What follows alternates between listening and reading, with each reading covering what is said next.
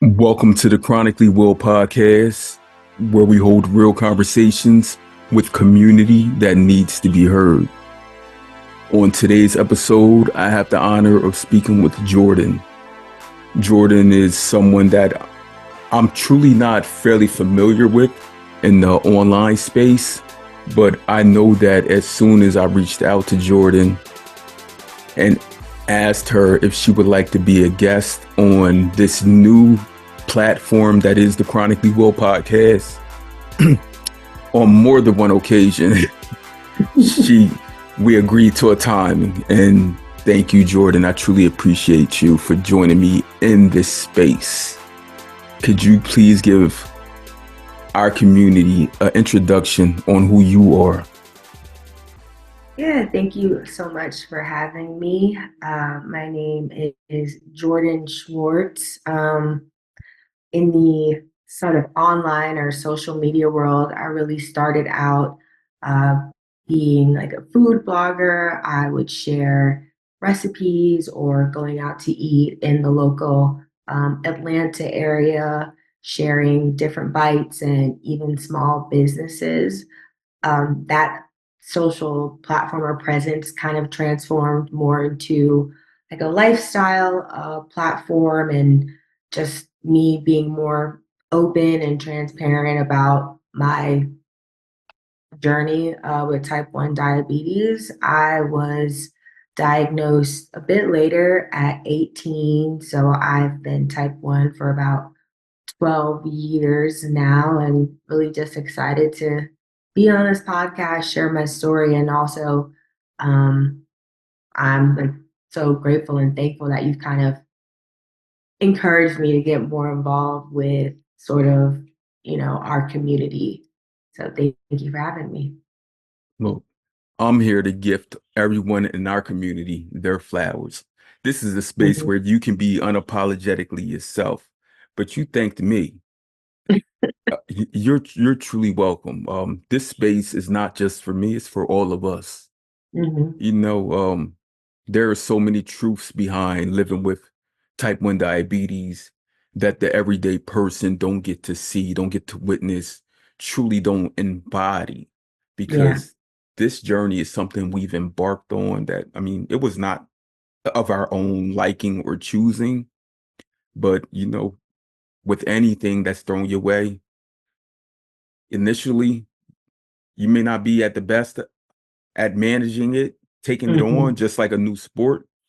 But I'm sure today you are better than 12 years ago. Yeah. I was most definitely like the poster child for what you should not do when you are diagnosed with type 1. It was like my freshman year of college. I wanted to do what I wanted to do. I was truly in denial about it, trying to ignore it. Um, in and out of the hospital for ketoacidosis, and really had had to have a come to Jesus moment to get my life together at a certain point. But You had to sit down and have that one-on-one. things have definitely changed and gotten better 12 years later. I like look back in time and I'm like, how was I walking around operating with how high my blood sugar was in the beginning? No, it was a new diagnosis. So like I would never ever say that anyone with a new diagnosis is bad. You weren't Mhm. bad. You weren't bad at it. You were amazingly you at it, because anyone that gets that diagnosis today, unless they have a direct connection to it, like Mhm. in your household, you may have like if you have a sibling you grew up with or a parent, Yeah, unless you have that direct connection, then I mean you're being adjusted and pulled into a storm that's yeah. like, I mean, you have every natural disaster rolled into one in this ball called diabetes. Like, it's throwing darts at you that you cannot escape. And Yeah. no matter what we do or did during that time of initial diagnosis, Like we just tried. Mm-hmm. We tried. I remember growing up and having like remote control cars and things. And when the batteries would die out, I would just try to like switch the batteries around to see if see if it still worked. Like Yeah. we did that with electronics. And I take that like diabetes is similar to that on that initial diagnosis. Like you don't know. So you're just trying to stay alive. Yeah. Just like those batteries in that remote control car. You did Mm-hmm. like we do whatever we can to stay alive, even if that means diabetes and insulin is going to be a band-aid for a while Yeah. until we truly understand what it is to live with and manage what is type 1 diabetes. It is interesting that you said, I love your call out of like, if you don't grow up with maybe a parent or sibling who had it, it's hard to know or like have a vision of what like your day-to-day management of type 1 looks like. But interestingly enough, in my family, there were a lot of type 2 diabetics on my father's side. So that's like a funny balance of like your family members sort of like talking to you about their management and what they've been through, and it's kind of it is slightly different. And for me it was just I don't even know like where to start with my diagnosis. I had sort of like a I would say like a traumatic incident happened in college that I think kind of like spiked type 1 coming about in me. I don't know if you've had conversations with other people who maybe something traumatic happened in their lives and then they were like diagnosed. Most people that I've come across that were diagnosed in teen years, early Mhm, 20s or whatsoever later on in life, most of them have had some type of traumatic experience that occurred mhm, like directly towards them. Like whether it was like I mean people that actually had violent acts happen mhm. to them, had emotional traumas that affected them. Yeah. People that have lost housing, shelter, had a family member or close friend that passed. All of those things, any form of trauma, whether it's physical or mental, can alter your body Mhm. forever Yeah. because it's a direct connection between mental health and physical health. So whether Yeah. you had the flu or you were involved in some type of physical um, altercation, or Mhm. even like mentally you were maybe depressed, high anxiety, all those types of traumas do Yeah. directly affect. Yeah. Um and so for me, like after I had an incident happen in college, I went to a primary care doctor who was like, "Your blood sugar is really high." They put me on like metformin, and I really didn't take it seriously. I was like, "Okay, whatever. This can't be real." An 18-year-old. And then we go back to that doctor a month later, and they take my blood sugar, and it's just like off the charts. Like the doctor's saying, we don't even know how you're like functioning right now. Um, so just really thinking it back to that time, it was really challenging because, like I shared with you, most people in my family were type 2 because I was slightly older. It was just a back and forth with am I type 1 or type 2. I can't recall the exact test that was done to show that, my pancreas really truly couldn't Produce produce insulin. insulin, but I'm sure it was either a C-peptide or maybe a GAD, auto antibody test. And mhm, yeah, And I'm sure being 18 and diagnosed and you having all these family members who are type 2, I equally have a bunch of type 2. Not until more Mhm. recently, like the last few years, I found out that I do have many type 1s as well. It's Mhm. just it's just to them, it was just diabetes. Yeah. There was no true understanding of one versus the other. And we Yeah. know today, if you have a better understanding of one versus the other, it does mean like different ways of managing to have longevity Mhm. in life. Yeah. And I think also when that happened, me and my mother were like, was my blood sugar ever tested my whole childhood? When we thought back on road trips and different things where I did have to use the bathroom more often than other people in the car. Um, I think just maybe over my whole childhood because I didn't have any extreme symptoms and I was someone who played a lot of sports that it might have gone, you know, undiscovered all that time. So it was really just like a swirl of confusion at the time. Um, Look, I believe that because I know people that have had like long honeymoons or like a lot of where they didn't fully develop type 1 diabetes until 12 to 15 years later.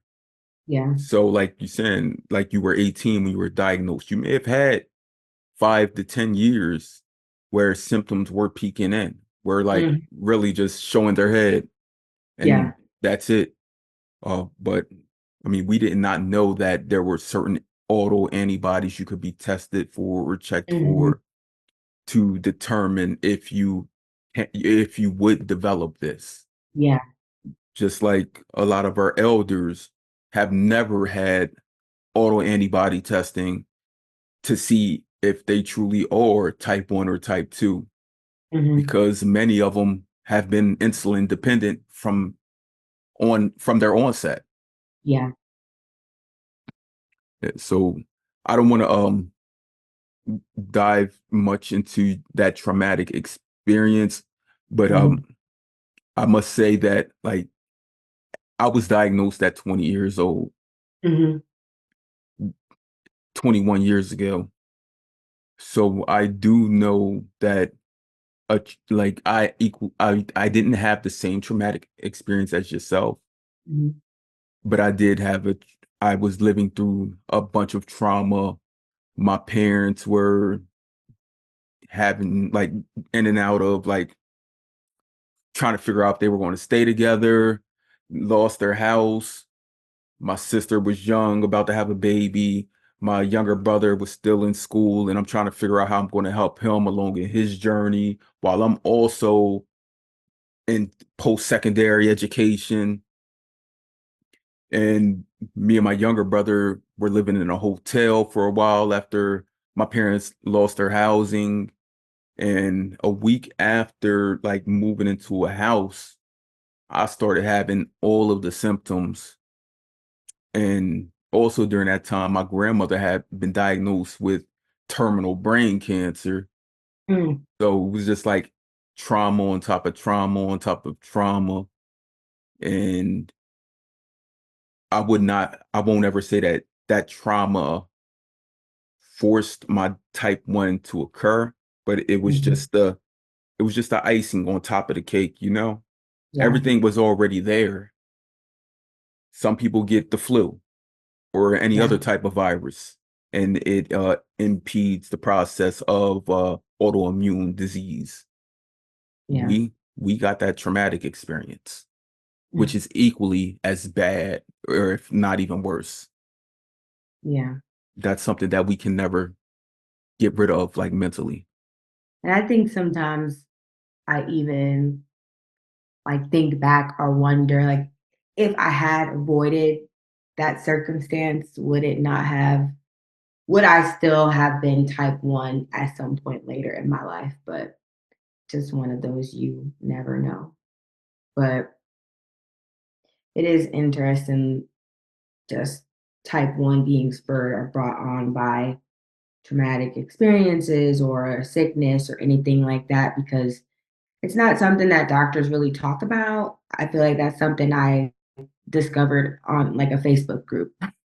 Um, I don't think it's really brought up a lot with doctors or like in the scientific community. Look, nothing about type 1 is brought up with doctors or in the scientific community. Yeah. Like even when you see like, I mean, via Instagram, I always see like these different events pop up that normally we don't get ticketed to. Like I'm the type 1 diabetic. Where's my ticket? Hmm. But when those events do pop up, I always think about like all of these people are there, but or I know like my endocrinologist isn't there. Hmm. My general practitioner isn't there. My diabetes educator is not there. So I often wonder like how do they construct these organizations and these meetings when there are people that I mean literally that look like you and I Hmm. that have our own educational background and experience, but we also have a medical team that needs to also advance in their careers so that they can help better the control and management and assist us in education. Like, why aren't they being given the ticket to these events as well? You said a whole what Oh, show? a whole show, right? Because I'm always like, okay, this happened. Now what? Yeah. How is it going to impact our community directly to better the advancements that are technological, insulins, all of those things. Yeah. So, you said you didn't say that you were the only one in your family with type 1. You said there's many type 2s. Or is there anyone else in your family with type 1 that you know of? That I know of, no. I am the only one. And honestly, when I was diagnosed, I was so angry, like, I guess at my father or like at my family, sort of like, why am I the one with type 1? Like, not to bash my family, but there's other family members who, not to be stereotypical, but maybe are more overweight or just the things that you would assume a diet happens to you in order to become diabetic. And I was just very depressed at the time, like wondering why, out of everyone, the genetic lottery, that I was the one to end up with type 1. That was a Mega Millions, Yeah. It Powerball, like the jackpot. literally seems so rare, but I think you said earlier a lot of our elders like aren't getting certain tests and things to see. Maybe they are late onset type 1 and we'll just never know. But I'm like, why, God, am I the only young person in my family to have type 1? So Right. And you didn't want to hear anyone say, "Oh, because you're so well off, you can handle this, you're educated, yeah, you can easily adapt to things and you're going to warrior through this." No, take it yeah. away. Take it away. It's because of y'all that I have this. Is that like Mhm. that was part of the thought at that time, right? It was most definitely the thought. And speaking of like family encouragement, my mom, I would say she's like spiritual and also religious, and she would just tell me, you got to believe that God can heal you. And and I get where she was coming from like a your faith perspective, that it is possible that you can be healed, but dealing with the day to day, at the time, I'm like, Mom, I need insulin. Like, maybe God can heal me, but it's not happening today. Right. That's um, more of a spiritual mhm. healing, not the physical healing. Like we know Yeah. that I saw something on Facebook just last night where a mom had posted something in a large Facebook group about going to church and her baby who's like 2 years old who has type 1 diabetes, like she showed her at the pew like praying and she's like, we're praying for healing with this type 1 diabetes journey. And I didn't comment on it, but just reading Mhm. through the comments, it was like, wow, because there were so many people, like it was like one way or another. Some people were like, yes, you need to teach your baby like the spirituality that God can help you healing in any journey or any like anything you embark on. Mhm. And people and many people who were young, who were diagnosed when they were young, responded and replied with, my parents tried to do that to me and it was the worst thing ever. They Yeah. said, because mentally I kept thinking, why did God give this to me? Could they say Mhm. God giveth and God can take it away? And they were like, it was the absolute worst thing to ever think about growing up. Like you see kids out here playing freely and doing whatever they wanted. And I'm like, Mhm. and God gave this to me. Yeah.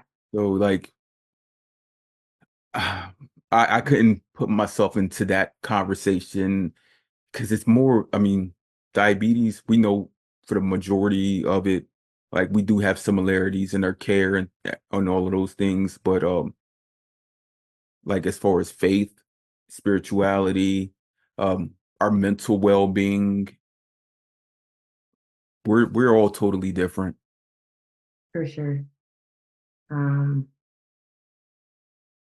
and I think I could see why a lot of kids, well, first off, speaking of like being a kid with type 1, sadly, like I am happy or grateful that I wasn't diagnosed with diabetes as a child because I can't imagine how hard that is for like kids and teens. I'm married, so my husband, one of his younger cousins, she's I think about 7 years old, and she was diagnosed with type 1. And so that has been like an experience just being there for her and her mom, like telling her mom about different equipment like the Omnipod, but also seeing her mom be stressed when she's at school and her blood sugar is low, or we're at a family event and she wants to have something to eat, but her blood sugar is high, just like et cetera, all the things that can happen with a child. I think, I too was like angry, like, why, God, would you give me this? Not really seeing where my mom was coming from. I think as I've gotten older and my spirituality has grown and I've been through things with diabetes, outside of diabetes, that has like forced me to like lean on my faith. I kind of have a little bit better of an understanding of where my mother was coming from, because I think for a lot of adults and people, they've been through really tough things that God gave them the strength to power through. But as a child, it's just like, no. Right. How do you power through this as a Yeah. child? How do you Mhm. How do you power through the toughest storm ever? Yeah. The darkest storm ever. Like seriously, like I would not, I mean, I have 3 children Mhm. and my kids are a bit older now, 15, 13, and 10. But I remember like looking over them and like really talking to God and hoping Mhm. and wishing that my children would not ever get type 1. And I've Yeah. got them checked for the auto antibody markers and none of them have them. It really And is. You're blessed. Like, that's a blessing, but it's I feel like it's hard to even say that out loud. Like, I know because you know other people that their children may get it and you Mhm. live with it. Yeah. So like my daughter who's 13, she's in 7th grade. Yesterday, like I coach her track team, 22 Mhm. girls at a private school. And yesterday, one of the young ladies was doing, or no, a group of young ladies were doing the long jump. And as I'm standing in the pit watching them do the long jump, I see a young boy who's lined up, and he has like a fanny pack on his waist. And then I look, Mhm. and I saw a Dexcom on the back of his arm. Mhm. And as I'm walking him over with the girls, I approached him. He was probably like 13, 14 years old. And I said, Sorry to insert myself here, but I must acknowledge you." I said, "I am a type 1 diabetic of 21 years." And this young boy was so excited. He was like, "For real? For real?" And he was like, I said, "Yes." And I showed him my CGM and my Mhm. pump. And he was like, "Wow." And I said, "How long have you been diagnosed for?" He said, 3.5 weeks. Mm. 3.5 weeks, Jordan. Yeah. So I was like, so I just told him, I said, just know with this new diagnosis, you just gained a superpower. You've gained the ability to understand science, medicine, more so than any of your peers, more Yeah. than probably 95% of the world population. Mhm. Like, this is something that you got and you're going to own it. And as soon as he was done, his jump, and I saw him run out the gate over to his father. Look, I darted across the field. I hopped over the fence, and I said, he had already told his dad that he met me. And Mhm. I said, "My name is Will. I'm a type 1 diabetic of 21 years. I must introduce myself to you. I must let you know the things that I am doing in the T1D space and and the community, because I need to let you know that your child may be limited in some things, but he's going to gain so much more in this life living with type 1 diabetes than other children will not be able to gain. Yeah. I do not wish this upon anyone, but just know you have an amazing child and he has an amazing support system, and y'all are going to be able to proud through this." Like, Yeah. I mean, I love like your perspective on it, and what you said to him was so real because you do have like a deeper understanding of health, wellness, science, taking care of yourself. Even when I go to get my eyes checked and I'm just there with like a bunch of much older people in the waiting room, like just I'm 30 now, but I'm way more in tune with my body and going to the doctor, period, mhm. than like many other of my friends. So it's it can be a blessing in certain aspects of life. I know for us as adults living with it, it's a Mhm. lot less blessings and more of the heartache and Yeah. pain. I do know that, but speaking to a child newly Mhm. diagnosed and his parents, that's an experience that I don't want him to have to live through and go through, but he's going to have to. Yeah. I think I just like with children, I think of like going through puberty and like their body changes and dealing with, your blood sugar management on top of all of that. Can be challenging. Very challenging. Just think, a seventh grader. Just imagine yourself as a seventh grade girl. All of Mhm. the all of the hormonal fluctuations you are going through, growing. I mean, most seventh grade girls swear that they're grown, but Yeah. just add type 1 diabetes into that. I Mhm. was talking to someone last week about that. I said, that's just like handing a 13-year-old a baby. Yeah. I'm like, you got to figure this out. Like, no, it's a whole new life. Mhm. Now, you said that you currently live in the Atlanta area. Is that where you're from? No, I'm from New Jersey, actually. New What Jersey. about you? I heard a little like up north. Yeah, yeah. So I'm from the Philadelphia area, like right Okay. outside of Philadelphia in northern Delaware. Is that where you live now? Yep, yep. Oh, So awesome. probably about 25 minutes outside of Philadelphia. Okay. And you're from, let me guess, more middle Jersey.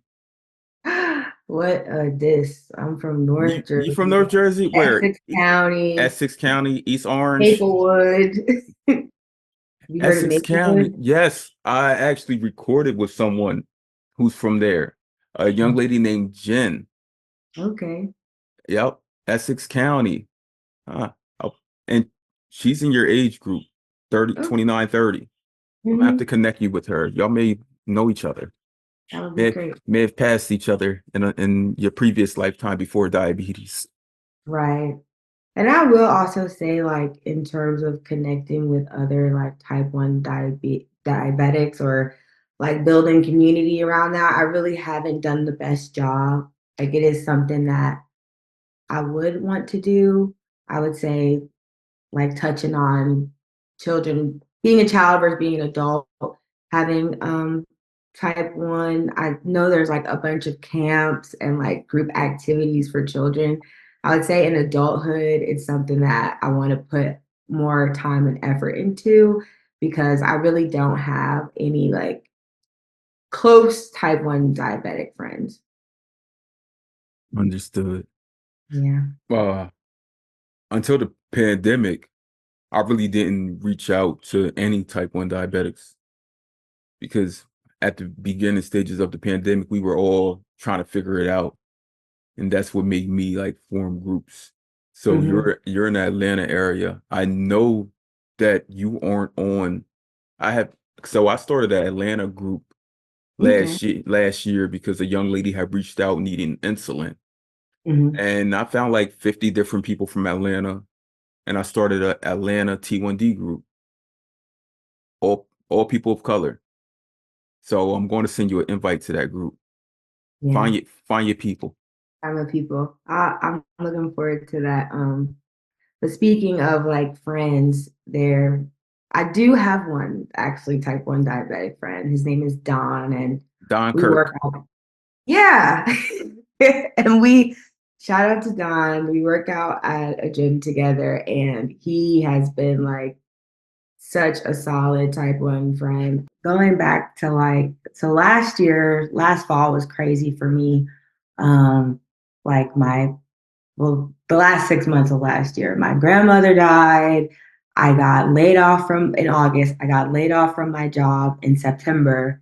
And then I was getting married in October, having a wedding. So it was just like a lot going on.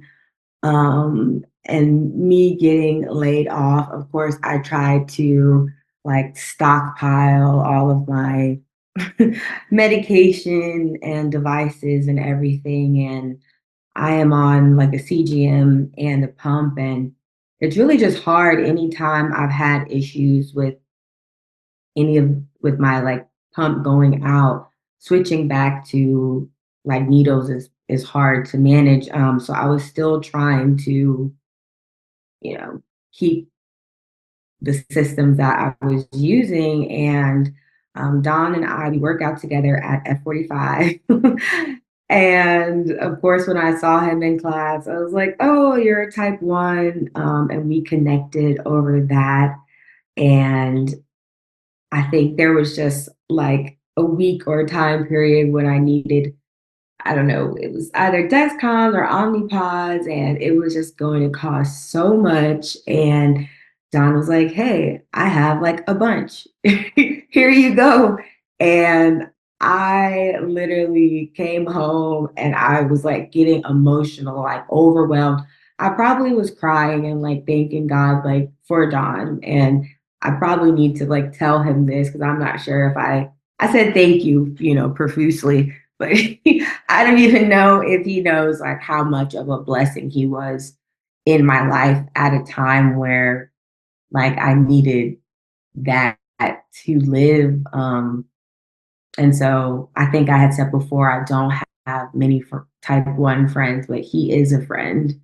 Um, and I'm so appreciative of him helping me out at a time where he probably just saw it as like, oh, no big deal. But to me, was everything. look, Don's your friend. Hmm. Don's my friend. But like Don did something for you that like it's something I'm really trying to build in this community.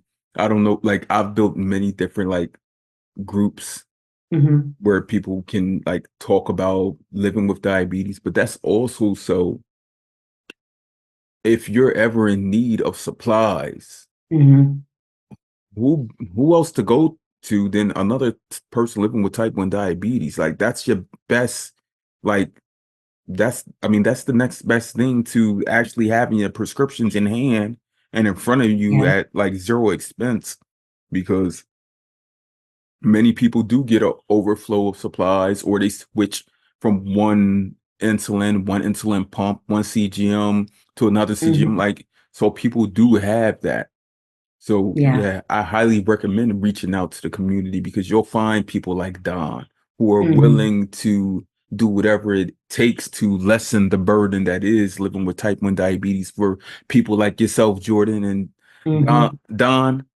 This platform is all about recognizing who we are as people living with type 1 diabetes, but also just a platform just to show our support, our love, admiration for each other, and be unapologetically ourselves. So, Don, right here, I'm going to give you your flowers, brother.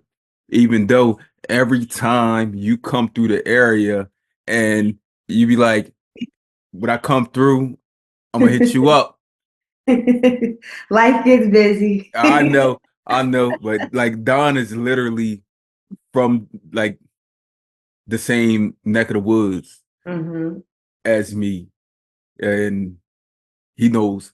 Next time you're in town, Don, hit me up because I'm gonna give you your flowers in person, brother. Small world.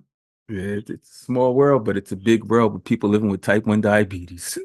Yeah, it's talking about like exchanging things.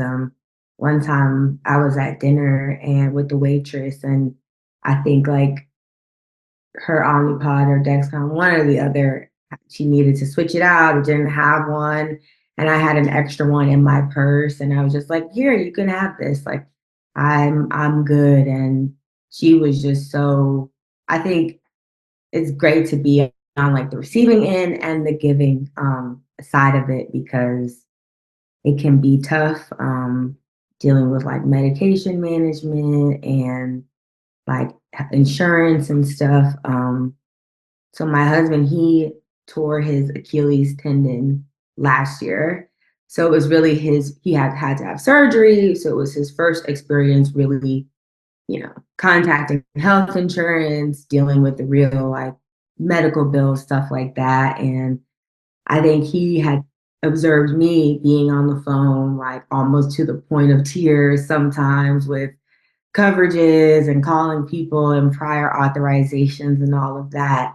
But I think we kind of talked about this earlier, how having type 1 just exposes you to so much, like more about this world. And I just like medication management, calling insurances, all that stuff. It used to just drive me, I don't know if crazy, but I would just think like, why are there so many barriers just to like getting medication? Or it's sad to me how even having access to like a pump or a CGM is seen as a luxury almost. I'm very grateful to be in the position to be able to use a pump and a CGM because a lot of people aren't. So that's just a thought on my mind sometimes. Um, Access to equipment in itself is just a whole nother topic. Like Hmm. just knowing that your husband tore his Achilles. When was that last year, you said? Last April. And also it's been a full year. Is he a Yeah, so year? he's walking and good now. Okay. Okay. So he's not a professional basketball player. No, no. Cause some like that's like a 2-year injury. Hmm. So him having to navigate what is health insurance. knowing that that's something you've had to navigate for the previous, at that time, 11 years, Hmm. just to, I mean, we only do not wish diabetes upon anyone else, but there's so many other obstacles in place for us to stay alive with diabetes, such as Yeah. the insulins, such as the insurance companies, pharmaceutical companies, the insulin manufacturers, the equipment and technology, gaining access to it. So many things that aren't gifted to us, because Hmm. many people from the outside looking in, they see us as these, I mean, physically well people, Hmm. but diabetes in itself plays a heavy toll, not only on us physically, but mentally. Like, Yeah. who else in a year's time has spent maybe 20 plus hours on the phone with customer service of some sort? Yeah. That becomes draining and daunting. I truly dislike talking to customer service. Like, I think everyone does, but I mean, I never use that word hate, but I truly dislike talking to customer service. Hmm. And when other people say that, like, oh, me too, I don't like customer service either. Give me your customer service any day. Experience. Do you have to go while your blood sugar is going low or going high? Have you, like, they don't understand this when you like having to contact customer service when your blood sugar is going low or high, and you have to let them know like something's wrong with your CGM or your Mhm. pod or whatever. And then they ask, okay, what's the serial number? Mhm. What's the That's in the lot? trash. Yeah, what's the lot number? When did you insert it? Just last week I went through this dispute, and then after 38 minutes of being on a call, I told the customer service agent, I said, I'm a person living with a chronic health condition that is type 1 diabetes, and it plays a heavy toll on me both physically and mentally. I refuse to answer any more of these questions. Can you please just send me a sensor? Mm. And she said, I understand. Okay. You're like, why have I been on the phone all this time if this was the resolution? Oh my. Yeah. I I've understand been that. there before. I've been like, I'm going through it. Just give me what I need, please. Just give me what I need, please. I know it may turn into all of us calling, trying to get what we need. I mean, I mean, who else are you going to give these supplies to? Yeah. Like, what's the hassle? I understand that it's a dog eat dog world and money is everything. I Hmm. understand that. But your time, our time versus like people not living with this chronic health condition, like when we look at our time, we're like, it's so valuable and valuable. Hmm. Like, there's, I mean, upon diagnosis, we think we're limited with time. Today, we know that as a type 1 diabetic, we can live a long life, just, I mean, very close to that of a non-diabetic. Yeah. And that's with the advancements in insulin and technology, things like that. So why can't I be gifted that? Hmm. Why do you, Jourdan, have to pay for insulin when any person you look to your left and right that does not have insulin dependent diabetes have insulin running through their body for free that interacts with the changes in uh hormones such Yeah. as stress, adrenaline. We need insulin when we sleep. Everyone else is getting it for free. Why do we have to decide on if we're going to have a certain thing to eat tonight Hmm. versus not eating at all, paying for shelter, getting a new car, Hmm. whatever, versus insulin? Well, I think I read some statistic, and I can't remember the exact number, but it's like a diabetic or a type 1 diabetic thinks X amount of times a day about their diabetes management. More than Um, 180. yeah, something. Yes, that's the number. And it's a lot. And I think for me, like I love our conversation and your acknowledgement of like how tough it can be and like the challenges that we do face. I think one, I don't know if I would categorize it as denial, but I often kind of play off or play down, like minimize how much like I'm dealing with. And it's something that has come up with my friends who are not type 1 diabetics. I haven't done the best job of educating them in the past, like, okay, if my blood sugar is going low, this is what needs to be done when it's going high. And it's something that like I'm working on doing with friends and family, just because, like you said, because it's something that is unseen. Like oftentimes there'll be friends who'll say to me, "Oh, like I forget that you have diabetes," um, which for me, I think it is something I'm working on, just like being more, living more out loud with. No two people living with type 1 diabetes are the same. Hmm. So the way you go about that approach compared to even me will be different. Not in like seriously, like not until the pandemic was I, even after at that time 17 years living with type 1 diabetes, was I outspoken about my Hmm. diabetes. I mean, today people are like, I can tell. You can tell when people are like, oh, they talk about that too much. Oh, You oh, feel I like people are saying, I feel that way about you? oh, definitely, definitely. Family, friends. So you know what I do? I'm keep talking about it.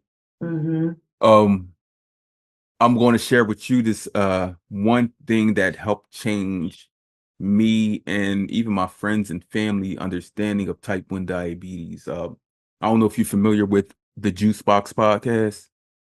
Hmm. I've heard of it. So the Juice Box podcast is by far the number one type 1 diabetes resource in the world. Hmm. By far. So there's an episode called Explaining Type 1 Diabetes, and it breaks down everything about speaking about it to friends, families, coaches, co-workers, all of those things. So like during the pandemic, when like people like us didn't know what our next move was, Hmm. I shared that episode with everyone I knew because actually living through it and explaining it are two different things. Yeah. Like it's so many feels. Like we feel so many different ways at any given time. So it's hard to truly explain that to someone. Yeah. It's a lot. Um, you said again, you're in Atlanta. Your family's still in Jersey? My mom is up there, but my dad, he's down here and remarried. Okay, okay. Do you have siblings? Yes, I do have a sister, but she's in Ohio. Most of my actually family is in Dayton, Ohio. Look, I thought most of your family was in Jersey. No, no, we're You're in all Atlanta. over. You're all over. You're all over. Do have anyone else in your family ever asked you like things such as what were your symptoms upon diagnosis and should I like look for things in my child or any of Mm, those things? not really my family, but definitely friends have come to me like, you know, I'm having these symptoms. And I think in the past, I was maybe a little irritated. Like, I'm not a doctor or Google, but like as I've gotten older, I definitely am more open to like speaking on, okay, these are my symptoms. Here are some resources. Maybe you should ask your doctor, to test you. Have you gone in for a, what do you call it? Not a wellness check. Your like annual physical and Mm. done like a fasting blood sugar. So like nowadays, yes, friends do ask, but not really family. I think because my family, like you said before, everyone's just like a type 2. So maybe a lot of them expect to become type 2 diabetics when they get older.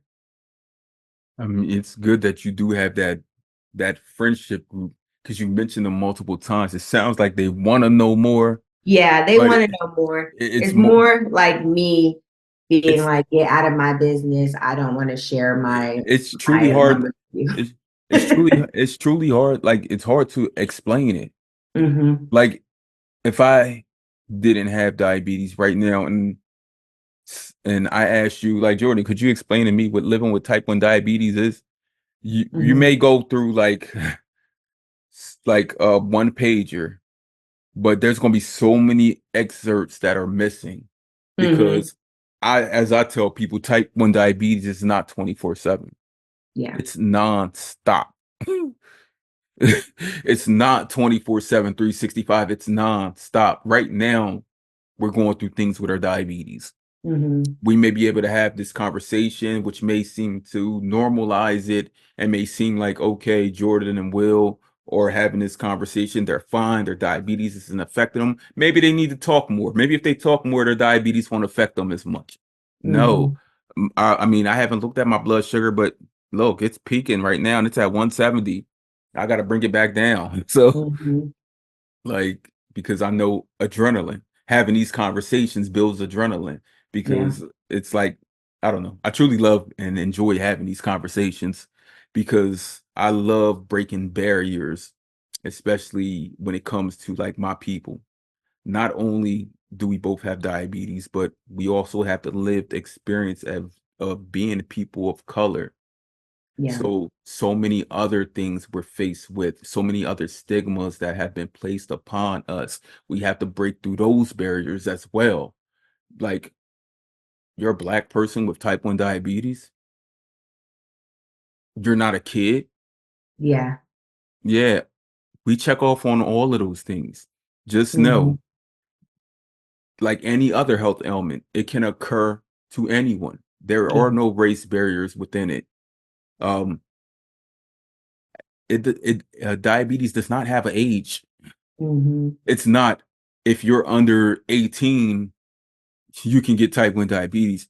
Just know that same person who was diagnosed with type 1 diabetes 70 years ago and they're still living today, guess what? They still have type 1 diabetes. Yeah. They still have to take insulin. There's nothing we can do to get rid of that. It's definitely a marathon. And I would say, like, so my father, he was so basically a lot of the type 2, my father has four brothers, like three out of four of them, maybe all of them, were like type 2 diabetics. My dad has done a good job at like working out, like doing the things that he can do to not get type 2 diabetes or to get out of like the pre-diabetic ranges. And like our dynamic is interesting because he'll talk to me about like the things he's doing or how he's managing it. And I can't lie, like sometimes in the back of my mind, I'm like, okay, this is great. But like for me, it's forever.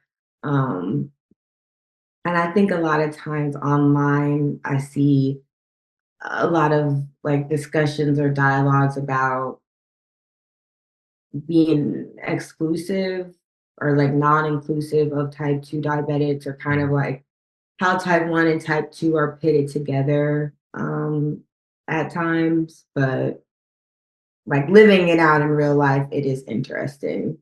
Like me and my dad's different experiences, you know? I understand because my dad has type 2 diabetes. He's had it Hmm. since 1995.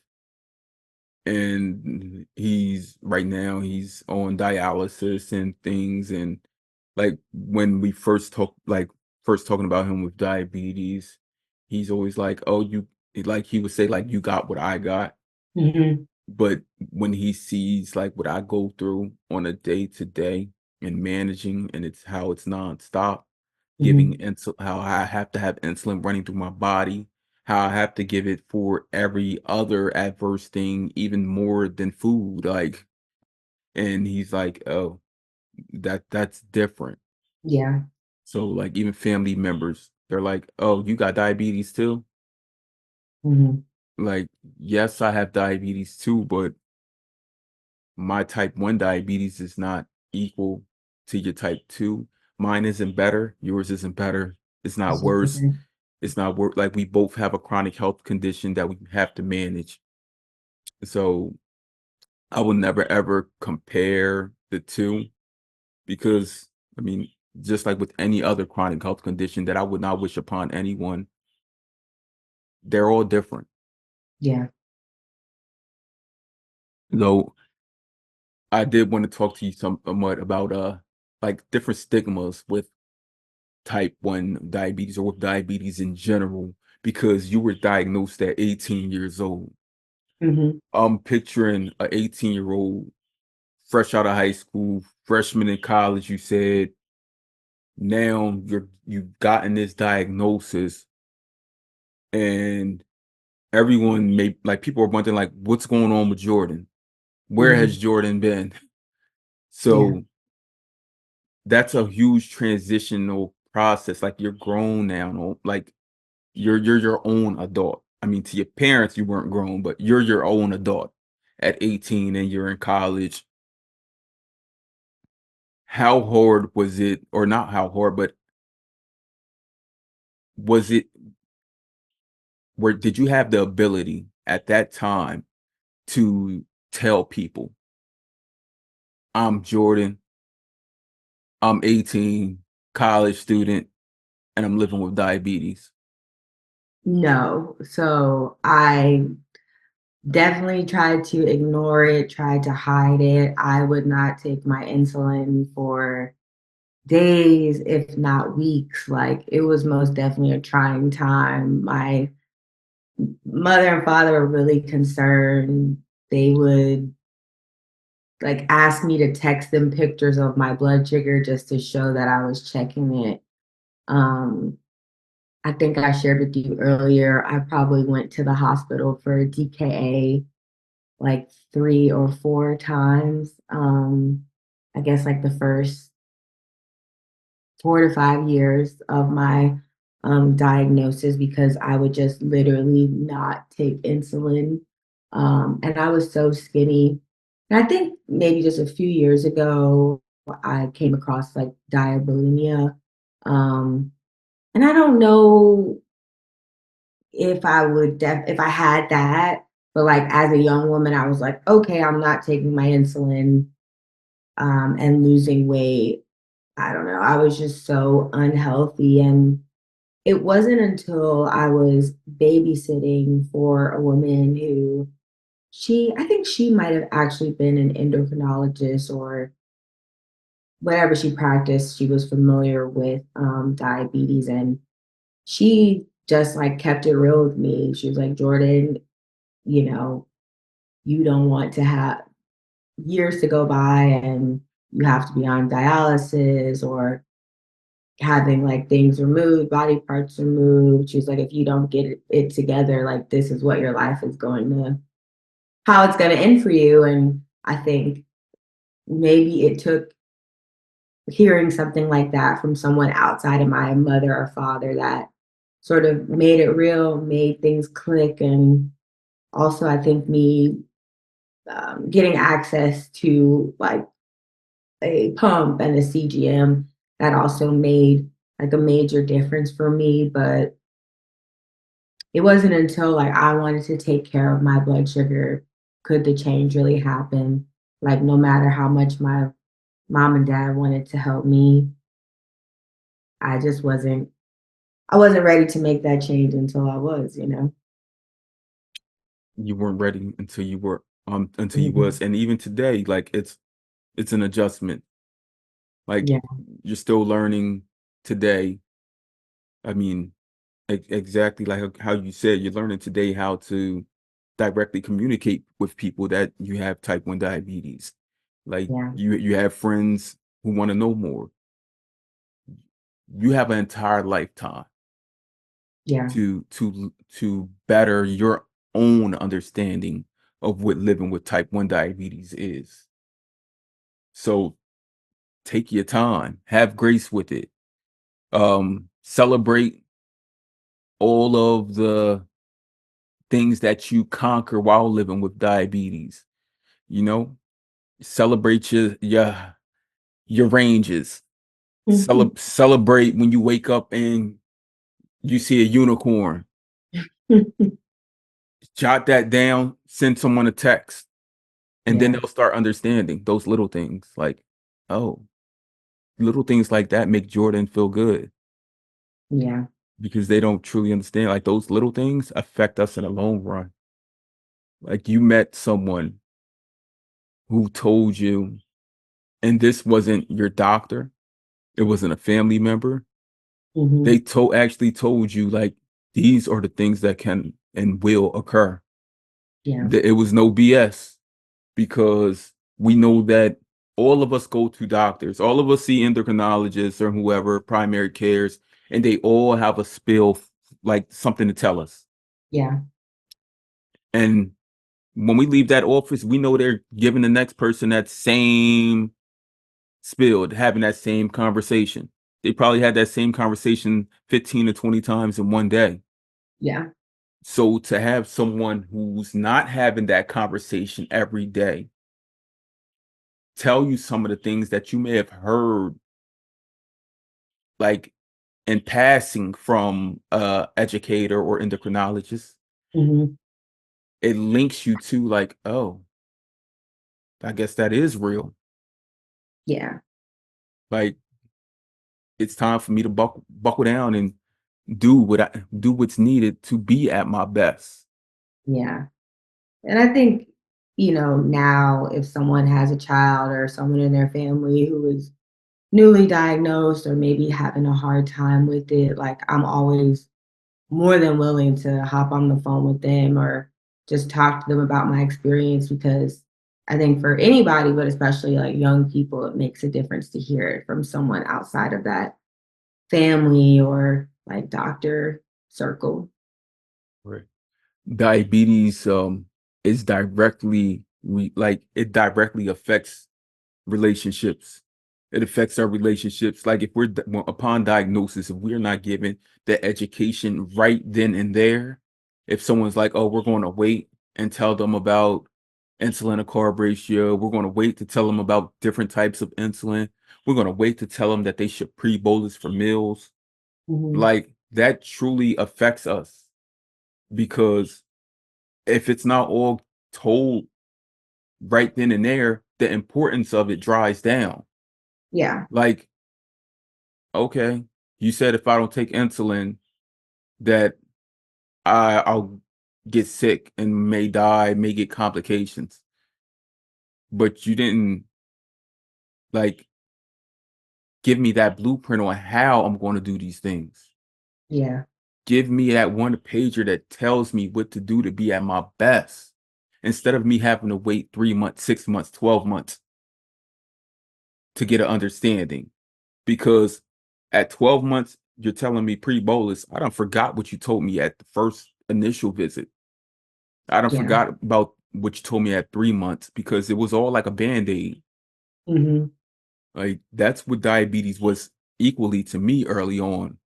I mean, it took 10 plus years before I truly understood my own diabetes, if not even more, because I thought that I was the only one living with type 1 diabetes for so long. Mm. Like seriously, especially a person of color. And then when I found people of color, then it was like a man, a black man. Hmm. Like we're a rare breed in this community, serious. Yeah. I But think also like sometimes with like management in the beginning versus like what it evolves into. I think my blood sugar was so high for so long, I didn't even know like what my mind could feel like with my blood sugar in the right range. Like I guess a high feels different for everyone, but I just wasn't functioning at 100% efficiency. But sometimes if you've been living that way for so long, that is what becomes your norm, you know? Right. It almost becomes innate. Yeah. Yeah, those high blood sugars over time, like your focus. You don't Hmm. even realize like you can't truly focus on things Yeah. until you go through another traumatic experience that brings you full circle and tells you your blood sugar is high. Hmm.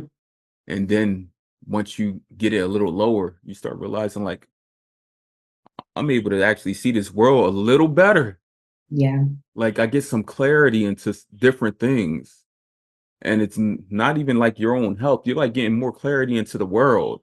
Like I'm able to actually hold these in-depth conversations that before I would have just blown off.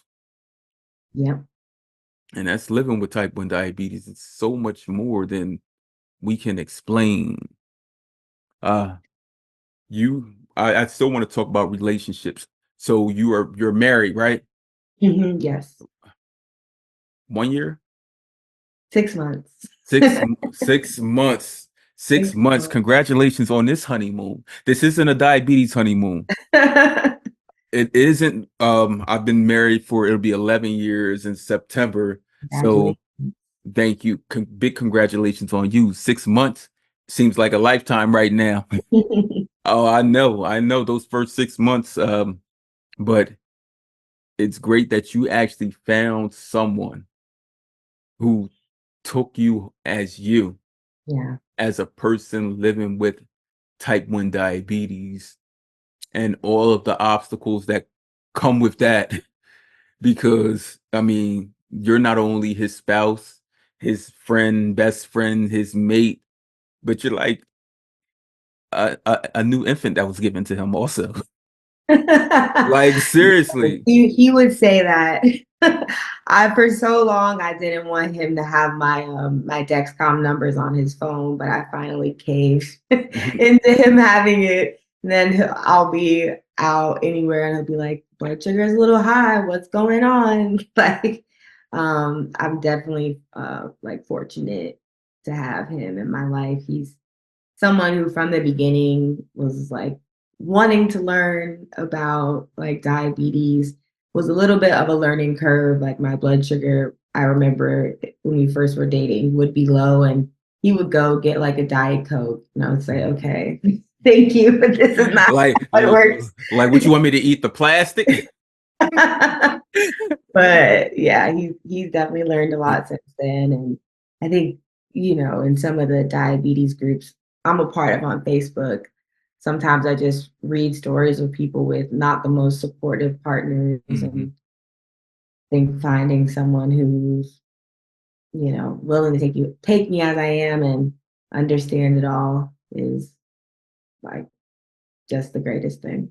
It is. It is the greatest thing, and I commend your husband on being the man that he is.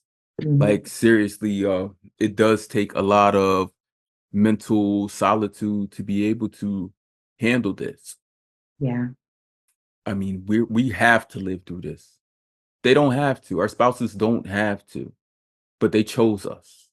Yeah. They truly chose us, and with choosing us, they decided that I'm going to take diabetes with it also because Yeah. I had diabetes when I met my wife, and that was the one of the first conversations I had with her over a long phone call.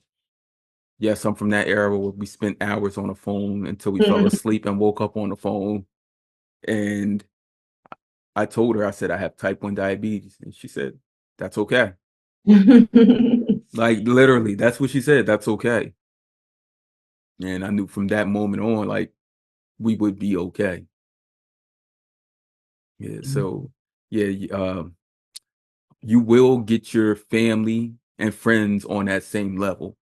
It just One day. one day, uh, I'm gonna give you some things to share, all of those things, because living with type 1 diabetes is not something that you should have to spend so much time looking into. Hmm. We're already living with it and living through it, having to do all the research, having to share so much information, it's a lot. Yeah. That's a burden in itself and can create burnout because you're like, why me? That's the big question we ask. Why me? Why do I have to do this? Why do I have to go to the endocrinologist every 3 months? Why do I have to get blood work drawn every so often?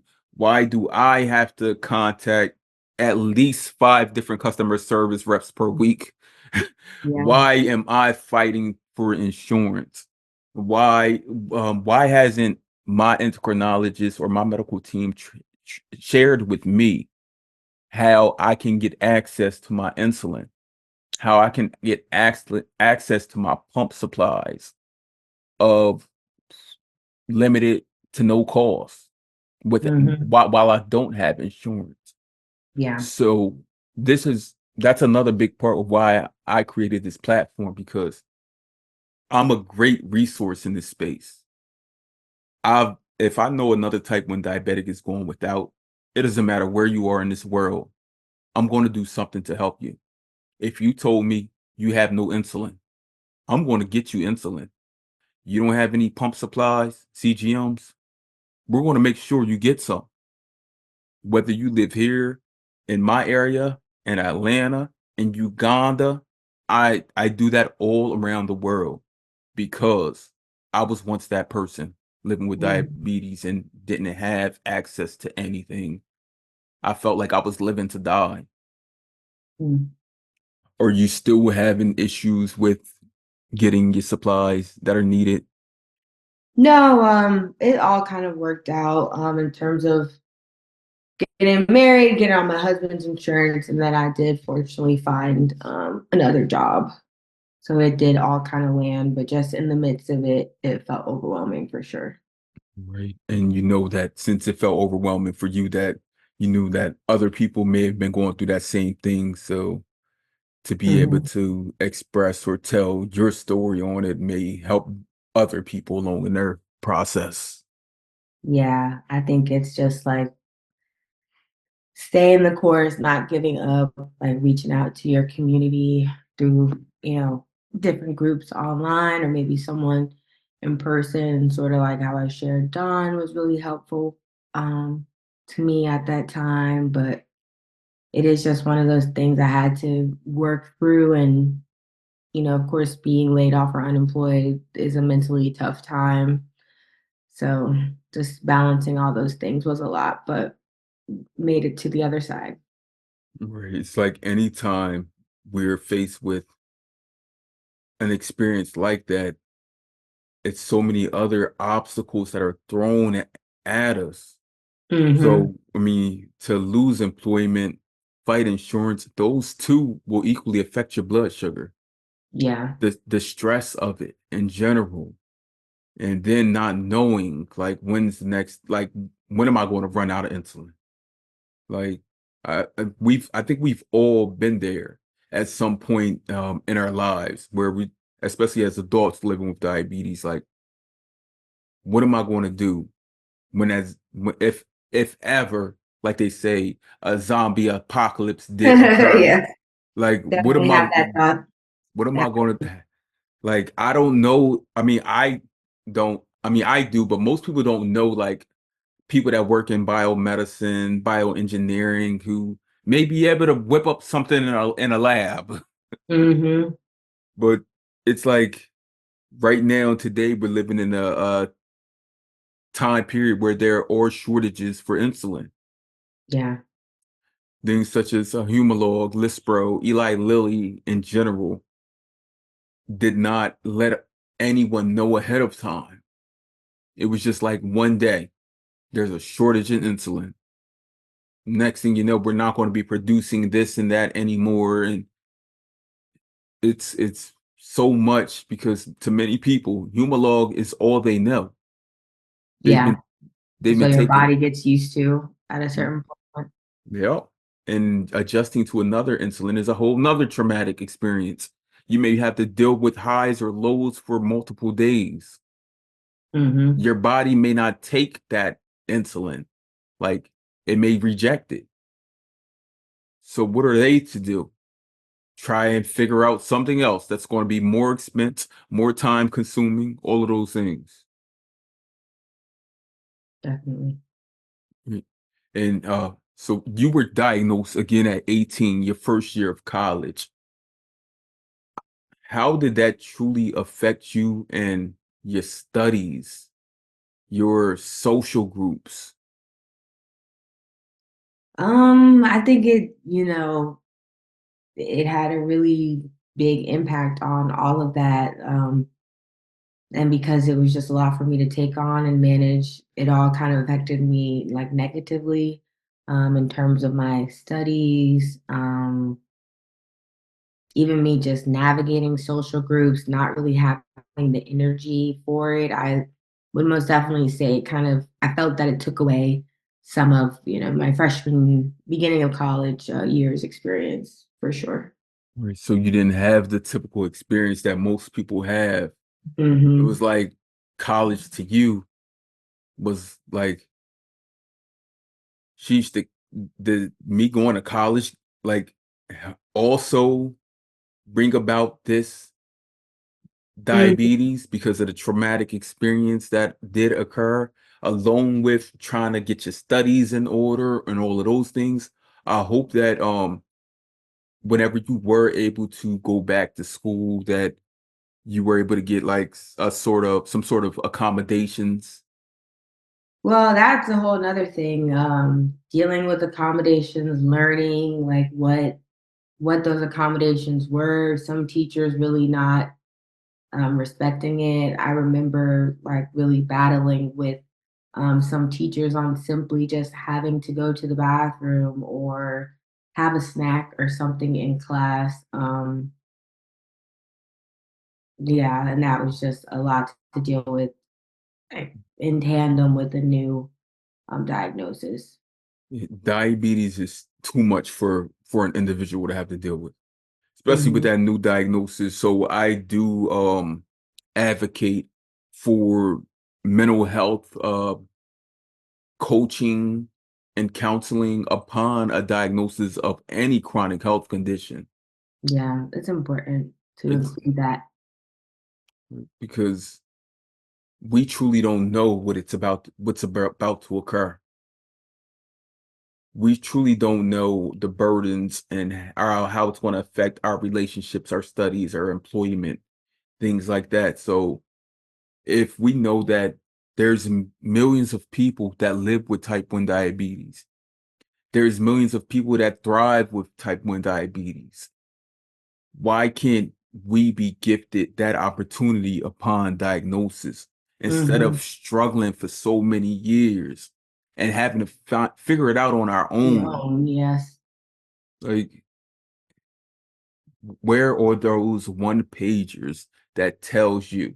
I mean, you may not follow them all, the entire script, but I guarantee there's going to come a point in your life where something occurs and that one thing going to pop out and you're going to say, oh yeah, I remember that. This is what I should do.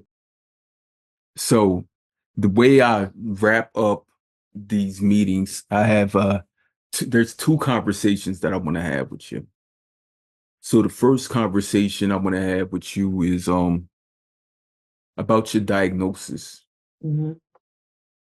Do you truly remember that the entirety of that story, like being diagnosed with type 1 diabetes? Do I remember it in its entirety? As Um, much I think yes, but I think my blood sugar was so high at the time, so maybe I don't remember everything or as clearly as I could have if my blood sugar was in range. And I think I was also in denial, so maybe there's parts of the story or diagnosis that I can't even remember because I tried to like bury it away at the time. And that's understood because like we've been speaking about trauma through the entirety of this conversation. So that is something that, I mean, that was a part of your healing journey, Yeah. being and moving past or moving forward in life. Hmm. And diabetes was a direct connection to that. So that diagnosis may bring up Also that traumatic experience, and that's Mm, not somewhere we choose to go. We do not want to go because you've grown from that. yeah. Look at you today. You probably got your Dexcom on, Yep. you got your Omnipod on. Got it on, locked and loaded. Look, you're locked and loaded, and you're ready for whatever. Look, there was many years where weren't able to have these things. Yeah. I didn't even, I mean, I can't even tell you like how long, like I did not know what a CGM was for many years. I remember Mhm. being at the pool and seeing people with like things on and like, what is that? Like, even as a person that was living with type 1 diabetes, because I didn't see anyone that looked like me that had those things, Mhm. those gadgets. So, I mean, it didn't seem as though they were readily available for me. Yeah. As much as we've learned and we've grown with diabetes today, and we will continue to grow and learn with it, I must ask you this question as we wrap up. So today, you've been living with type 1 diabetes for 12 years. Yes. Do you know when your anniversary is? No, I don't. I know like around I think it's in like February, but I can't Okay. say the exact So date. it's been more than 10 years since you were discharged from the hospital. Typically they get rid of medical records, but they don't get rid of intake or discharge.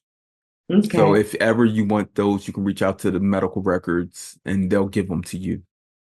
Good to know. Yeah, so today, again, you've been living with type 1 diabetes for 12 years, and it's almost like you started a new life. You remember everything of your past, and you know how much diabetes has changed that, like it's truly changed the trajectory of what you were and who you are today. For sure. Diabetes, diabetes alters everything. Um, Good thing, like today, you're building a community. Today, you have a greater understanding of it. And what I want to ask you is today, after 12 years, if a magical unicorn came through and said, Jourdan, today,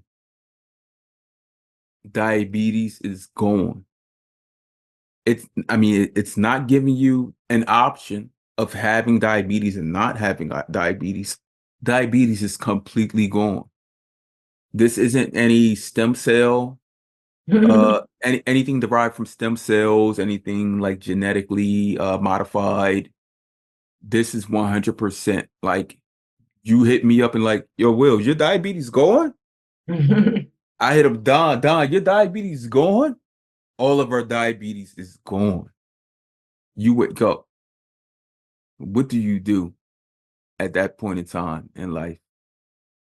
What do? I go out for the biggest sugary breakfast, all the things, and just eat.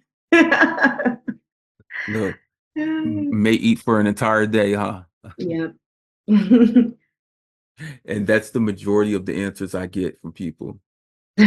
Will go eat.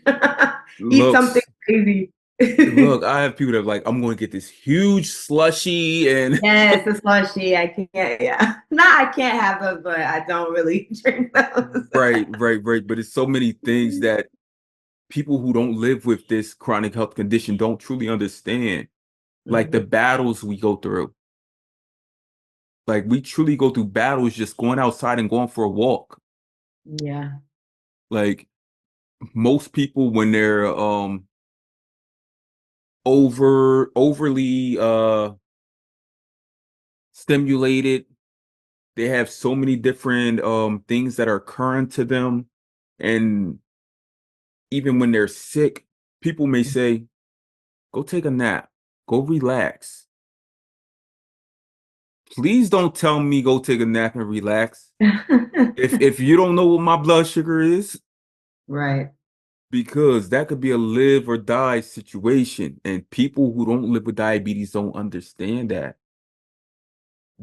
They're not gifted the opportunity to know that until they know someone like you or me.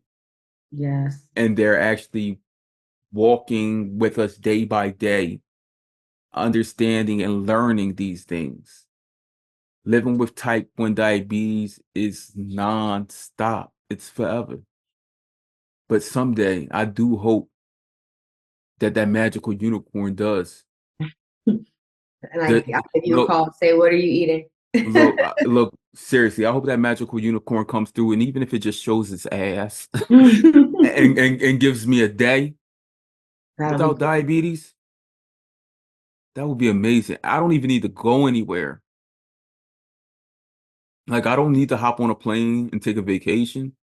I just need some mental rejuvenation. That's it. Like, diabetes is a lot. Hmm. It's not all of us, and we wouldn't wish it upon anyone, but it is a lot. For sure.